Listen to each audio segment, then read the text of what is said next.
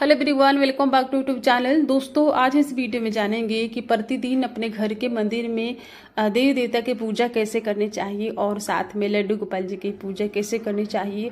तो सुबह का समय है और सुबह में लड्डू गोपाल जी को ताली बजा करके, घंटी बजा करके और फिर इन्हें उठाना चाहिए। उठाने के बाद आप इनको दूध भी पिला सकते हैं, पानी भी पिला सकते हैं। और उसके बाद जब ये लड्डू गोपाल उठ जाते हैं तो तुरंत बाद इनका स्नान नहीं कराना चाहिए। मतलब कि कम से कम 5 मिनट हो जाए, 5 मिनट के बाद इनका स्नान कराना चाहिए। तो सबसे पहले गणपति जी की पूजा करी जाती है, तो गणेश भगवान का स्मरण करते हुए। और दोस्तों, पूजा में जैसे कि सबसे पहले दीपक जलाए जाते हैं, दिए जलाए जाते हैं, तो दिए जला करके और दीप देवता की सर्वप्रथम पूजा करनी चाहिए। उनको पुष्प, हल्दी, कुमकुम, चावल चढ़ा करके पूजा संपन्न करनी चाहिए। दोस्तों, जैसे कि प्रतिदिन हम आचमनी भी करते हैं। जैसे कि आचमन किया जाता है केशवाय नमः, माधवाय नमः और नारायणाय नमः बोलते हुए आचमनी करने के बाद पूजा करनी चाहिए। और उसके बाद दोस्तों 5 मिनट का समय हो गया है, तब हम लड्डू गोपाल जी का स्नान करा करके और प्रॉपर तरीके से इनका श्रृंगार कर लेंगे। उसके बाद जो देवी देवता है उनकी हम पूजा करेंगे। तो लड्डू गोपाल जी का स्नान कराने का पानी है, इसमें थोड़ी सी डाल दी पुष्प। आप इसमें इत्र भी डाल सकते हैं पानी में, और ये गंगा जल मिश्रित जल है।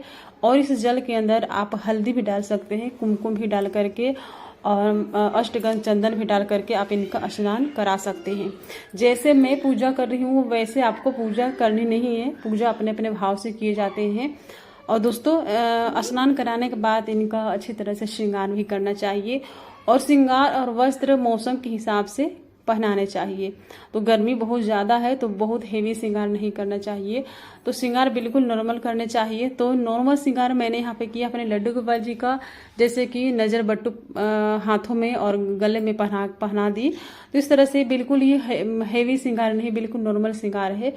और जब गर्मी कम पड़ती है तो उस समय पर आप हेवी श्रृंगार कर सकते हैं। और घर में लड्डू गोपाल जी हैं तो गर्मी है तो इनके लिए भी पंखा, कूलर, एसी जो है आपके पास उनकी व्यवस्था रखनी चाहिए। और दोस्तों, ये जो छोटे छोटे आप हाथ देख रहे हो तो ये मेरी बेटी का हाथ है। मेरी बेटी भी मतलब कि पूजा कर रही है। ये 4 साल की उम्र से ही लड्डू गोपाल जी की पूजा करती आ रही है और डेली मेरे साथ स्नान करने के बाद पूजा करती है लड्डू गोपाल जी की। और ये अभी 5 साल की हो गई है और ये लड्डू गोपाल जी के पूजा मतलब कि वस्त्र, श्रृंगार सब कुछ ये कर लेती है। तो दोस्तों, अगर आपके भी बच्चे हैं तो आप भी अपने बच्चों को प्रतिदिन भगवान जी की पूजा सेवा करना सिखाना चाहिए। ऐसे करने से क्या होता है कि पीरियड्स में, जब हम पीरियड्स में होते हैं तो उस समय पूजा भगवान जी की नहीं छूटती, प्रॉपर होती रहती है। और दोस्तों, ये मंदिर में अपने सुपारी के गणेश जी जरूर रखने चाहिए। कहा जाता है कि सुपारी के गणेश जी जब मंदिर में होते हैं तो घर में वास्तु दोष नहीं लगता। उसके बाद शिवलिंग का स्नान हो गया है और शिवलिंग के ऊपर जो जलधारा है उनकी उसमें मतलब कि जल भरना चाहिए और उनकी भी पूजा करनी चाहिए। तो आप जल भरेंगे तो इसे बूंद बूंद होकर के शिवलिंग के ऊपर पानी पड़ेगा। तो इस तरह से, और वैसे भी कहा जाता है कि घर के मंदिर में जलधारा की जरूरत नहीं होती, लेकिन अगर आपकी इच्छा है तो आप रख सकते हैं। और जो चित्र होते हैं घर के मंदिर में, सभी के घर के मंदिर में चित्र होते हैं, तो चित्र को गीले कपड़े से अच्छी तरह से साफ करने के बाद फिर सूखे कपड़े से, साफ सुथरे सूखे कपड़े से पोंछ देना चाहिए। तो इस तरह से जब हम गीले कपड़े से पोंछ करके और साफ कपड़े से, सूखे साफ कपड़े से पोंछ देते हैं तो इस तरह से चित्र का स्नान हो जाता है। तो हम चित्र में इसी तरह से स्नान कराते हैं। तो घर के मंदिर में जितने भी चित्र होते हैं सबको स्नान कराना चाहिए। और घर के मंदिर में उतने ही चित्र रखने चाहिए जितने की हमसे सेवा हो सके। और चित्र का स्नान कराने के बाद जो शालिग्राम है और आपके घर में चाहे और जो भी जितने भी मतलब कि मूर्ति आपने रख रखा है सबका इस तरह से प्रॉपर स्नान कराना चाहिए। तो ये मेरे शालिग्राम जी हैं। तो शालिग्राम जी को ओम नमो भगवते वासुदेवाय नमः मंत्र बोलते हुए स्नान कराना चाहिए। अगर आपके पास गुरु मंत्र है तो आप गुरु मंत्र बोलते हुए स्नान करा सकते हैं। जिनके पास गुरु मंत्र होते हैं वे अलग से कोई दूसरा मंत्र नहीं बोलते, बस अपना गुरु मंत्र बोलते हुए और किसी भी देवी देवता की पूजा कर लेते हैं। और उसके बाद जैसे कि कच्छप जो कछुआ होते हैं उनका भी ये विष्णु जी का अवतार माने जाते हैं, ये विष्णु जी ही हैं।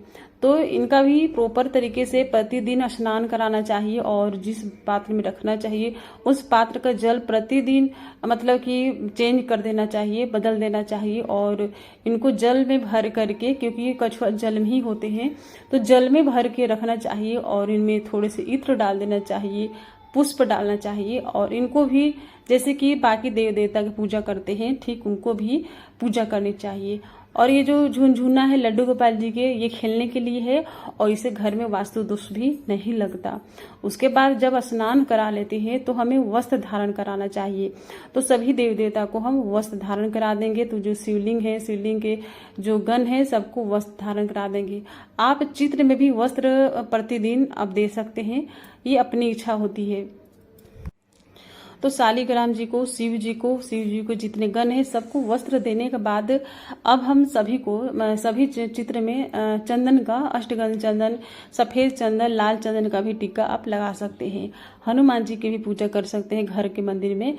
जो बाहर के जो हनुमान जी होते हैं मंदिर में उनकी पूजा नहीं कर सकते, लेकिन जो घर में होते हैं हम इनकी पूजा कर सकते हैं। क्योंकि अगर घर में है और हम नहीं करेंगे तो ये बहुत मतलब कि इनके ऊपर धूल मिट्टी जम जाएगी, तो उससे भी हमें इसका दोष लगेगा। तो घर के मंदिर के देव देवता के साथ साथ हनुमान जी की पूजा कर सकते हैं। और उसके बाद हल्दी का टीका लगाना चाहिए, कुमकुम भी लगा सकते हैं।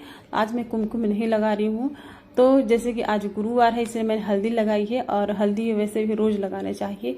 और लड्डू गोपाल जी को भी चंदन का, अष्टगंध चंदन, सफेद चंदन, गोपी चंदन का टीका आप लगा सकते हैं।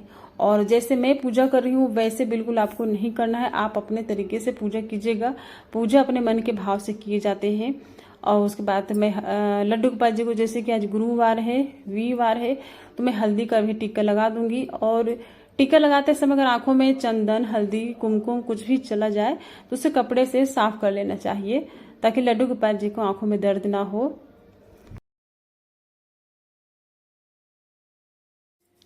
उसके बाद लास्ट में चावल चढ़ाने चाहिए। तो चावल शिव जी के ऊपर चढ़ाने चाहिए और विष्णु जी के ऊपर, शालिग्राम जी के ऊपर चावल नहीं चढ़ाने चाहिए। और उसके बाद पुष्प चढ़ाने चाहिए। तो पुष्प अगर आपको मिल जाते हैं तो पुष्प आप चढ़ा सकते हैं, नहीं है तो आप अपने मन के भाव से पुष्प चढ़ा सकते हैं। पुष्प चढ़ाने के बाद सारी पूजा समाप्त हो जाती है, बस रह जाते हैं भोग लगाने की बारी। तो लड्डू गोपाल जी को आप प्रतिदिन जो आपकी इच्छा होती है आप भोग लगा सकते हैं। भोग तो अपनी इच्छा के होते हैं, आप बना करके खिला सकते हैं। रोटी, सब्जी, दाल, जो आपके घर में जो समर्थ हो आप उन चीज़ों का लड्डू गोपाल जी को भोग लगा सकते हैं। तो मैं यहाँ पर एप्पल का भोग लगा रही हूँ और मैंने बताया कि आपकी इच्छा है आपको किन चीज़ों का भोग लगाना है। भोग बिना लहसुन प्याज वाला लगाना चाहिए, शुद्ध सात्विक भोजन लगाना चाहिए। भोग में तुलसी के पत्ते रखने चाहिए, लेकिन मैंने नहीं रखे हैं क्योंकि लड्डू गोपाल जी के गले में तुलसी की माला पहले से ही है। उसके बाद लास्ट में धूप दिखाने चाहिए और आरती करनी चाहिए। तो दोस्तों वीडियो काफ़ी बड़ी बन गई थी, मैंने बहुत कट करके वीडियो को छोटा किया है। तो आई होप आपको वीडियो पसंद आई होगी। तो लाइक कीजिएगा, चैनल पर नए हैं तो चैनल को सब्सक्राइब कर लीजिएगा और वीडियो को ज़्यादा से ज़्यादा फ्रेंड एंड फैमिली के साथ शेयर कीजिएगा। तो फिर मिलूंगी एक नए वीडियो के साथ, तब तक के लिए हरे कृष्णा, राधे राधे।